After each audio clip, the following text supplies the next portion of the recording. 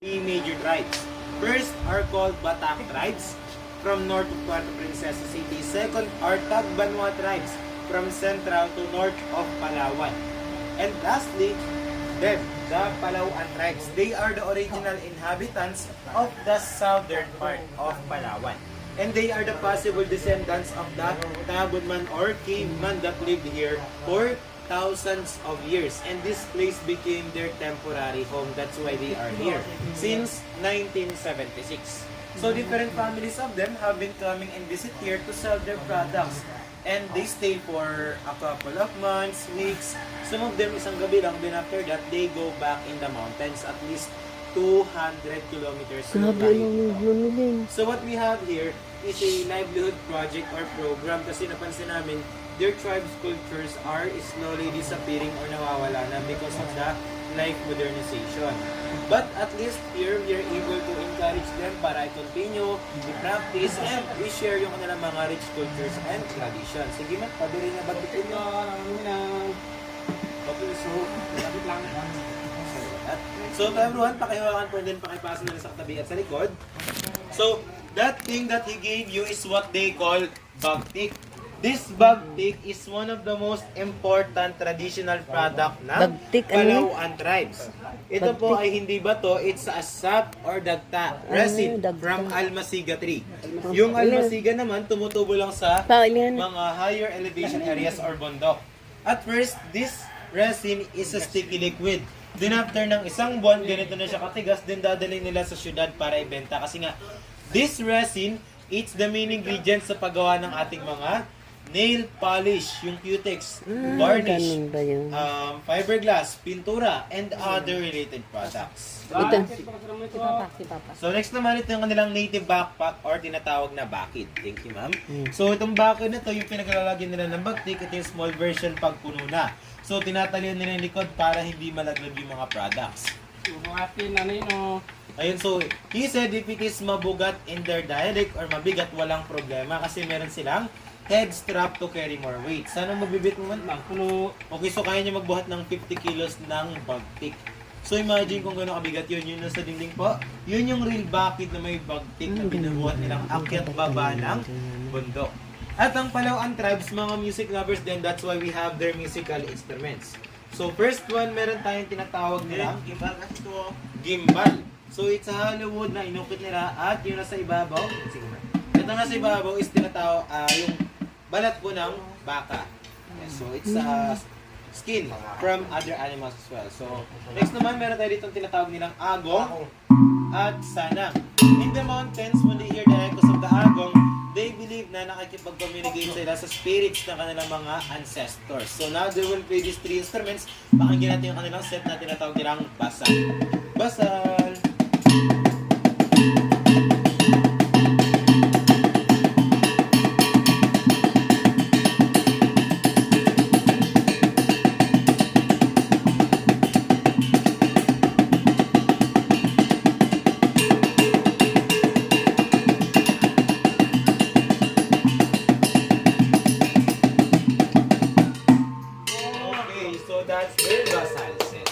So, I forgot to mention to everyone, here, they only play their instruments, hindi sila sumasayot. Kasi nga, they believe that tribal dances are rituals, which is sacred.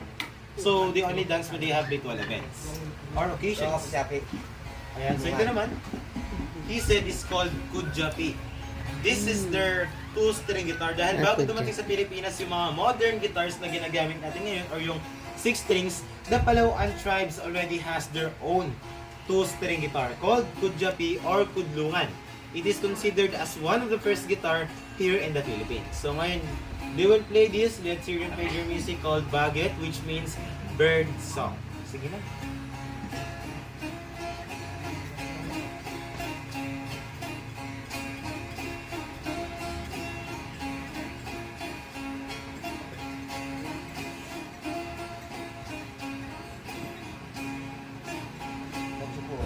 Magsukur. So, if you want to say thank you to them, you can say Magsukur. Magsukur. Magsukur salamat. Okay, so he said this is called Aroding. Made from a piece of a wild bang, tapos beeswax din sa ibabaw to adjust the sound. So now the word Ayan, play is parang pakinggan Diyos din ang po yan. natin. Sige ma. Ay,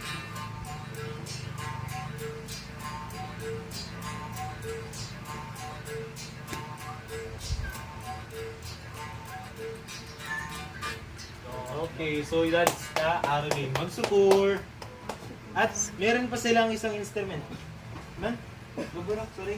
Okay, so we have another instrument here called baburok. This baburok is their native flute na ginagamit nila para mag-play ng music for the children kasi ginagamit nila pang patulog. It sounds like alalabay. And then sometimes pang-arana rin. So pakinggan natin po yan.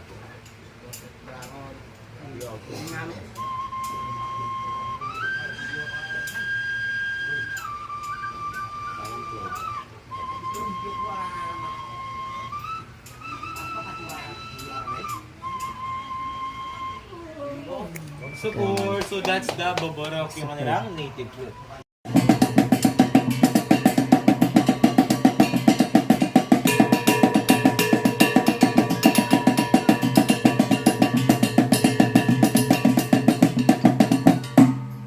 Okay, so this is their two-string guitar. Dahil bago dumating sa Pilipinas yung mga model ngayon or yung 6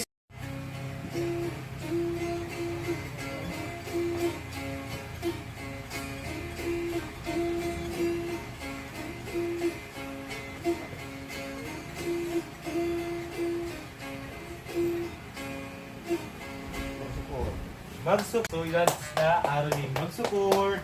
Hundreds of years na sa kanila, which means galing pa sa kanilang mga ancestors or great-great-grandfather na. Ito yung tinatawag nilang ligid at surayang. Itong surayang mukha siyang harpoon pero hindi po nila ito ginagamit for fishing. Ginagamit nila to trap the target according to them.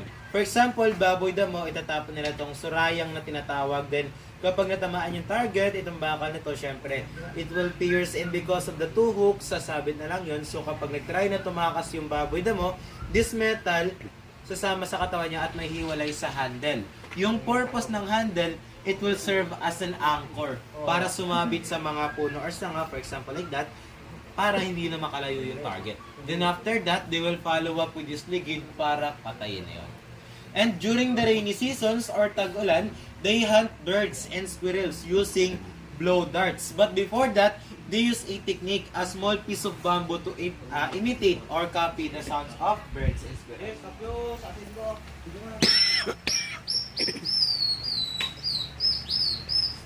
ay garumat doon sa Afrika, ano yun? Garawalas para rin sa nasundan. Yan, ano yan? Pero itong bala sa loob, tapos nilalaog. Okay, so now if the target is visible, they will use now their blow darts. So, tingnan natin kung paano gamitin nila yan by looking at the target doon po. Date, gawin ang tinax. Okay, okay na. So that is how they shoot animals. So as you can see, Hindi. yung bandang mata yung talagang pinaka-target nila dito. Pero sa mountains and kahit saan lang kung parte yung katawan ng target. Kasi nga, yung mayroon silang lason sa bala. Pero dito, wala po yan for, ano lang naman, para siya safety lang po. At dito sa buong Pilipinas, ang Palawan tribe lang ang gumagamit ng blow darts. Hindi sila gumagamit ng bow and arrow or pana, kaya wala po tayo nandito. At so, dito naman sa syudad, we discourage them kasi nga, ang ating hunting ground is very limited na.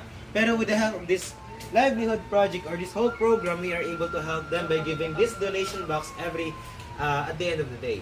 So every afternoon, we give them so that they can buy their needs at the market.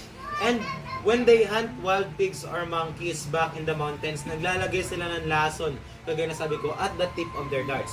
And yung lason na ginagamit nila is powerful enough na kapag na-hit nila yung target, for example, yung baboy mo, in a few minutes, mamamatay yun kahit sa paalang matamaan or sa buntot, for Ito example. may lason. So kapag sa tao na accidentally ko or sa kasama nila, accidentally natamaan nila or kayo, say goodbye na lang din.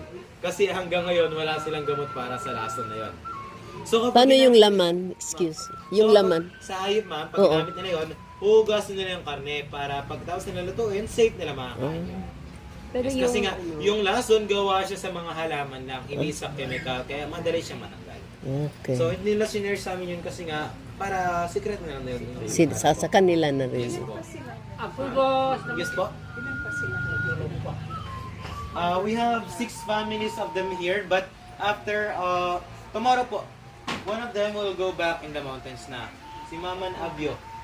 So, babalik niya siya sa bundok. Ay, bukas sa po. mountain sila naka-start. So, sa bundok, there's still thousands of them there.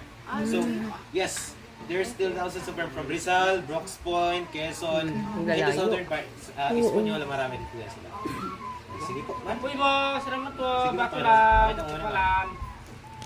So, meron sila tatlong material sa paggawa ng apoy. Ito yung pinaka-own way nila. Sige man, pakita mo. Timbo. So, nakita nyo yun with just one strike. One strike lang, meron na tayong usok doon. So, all they need now is yung dahon para makagawa ng apoy. So, that's their fastest way. Even faster than our lighters or matches. Kasi, one strike lang po. And, first material na ginagamit nila is yung kanilang native cotton. Native cotton Ay, made native from sinda. young shoots of palm. Then, hinaluan nila ng uling or charcoal powder. Second, blimstone or buhay na bato. Usually, nakakita sa mga tabing ilog lang. And, a piece of metal. Ay, Itong baka na to, Salamat po. living evidence na nagkaroon sila ng pakikipagpalitan, barter trading long time ago. So, ito yung proseso po. And ito sabi niya, tinatawag na salong. Native torch nila sa bundok dahil nga wala silang kuryente deep in the forest. So, meron silang ilaw. Itong torch na to, gawa lang din sila, pero different sap. Tapos, binunot nila ng dahon po ng palm tree. And according to them, 1 foot nito, nagtatagal ng 3 hanggang 5 gabi. Ay, yung tagal, no? Gabi nakadepende sa paggamit. They also believe na yung usok nakakatabi ng mga bad spirits, bad luck, ginagamit din pang aromatherapy dahil mabango siya. Insect repellent at panggamot din ng sakit ng ulo daw at ng tiyan. So ngayon, amoy niyo po yung usok. Try niyo lang ang amoy po. Sige po, naamoy niyo na lang, sir. Para siyang insenso. Oo, parang insenso. Ano? Oo, meron siyang scent. Ano po ang amoy? Parang insenso. Incense. Yeah. Yung Incense. pausok sa simbahan. Oo, yun siya. oo. Or for me, it smells like menthol.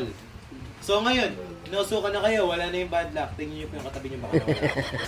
Joke lang. So ngayon, wala na talaga yung bad luck. Paglabas niyo dito, try niyo tumaya sa lotto later. Sure win po yan. Joke lang. So to everyone, if you want to know more information kung paano ito lahat nagsimula, marami tayong informations po there at the back. So if you Okay. have time, you can read back there. So that is all for our cultural sharing. Thank you for listening.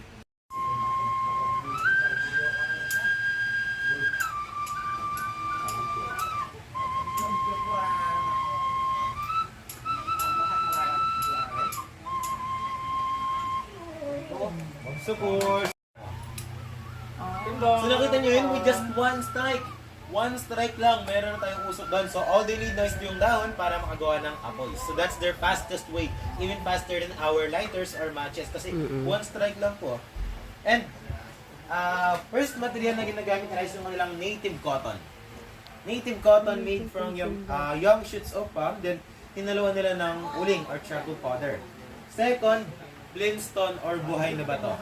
Usually nakakita sa mga tabing ilog lang.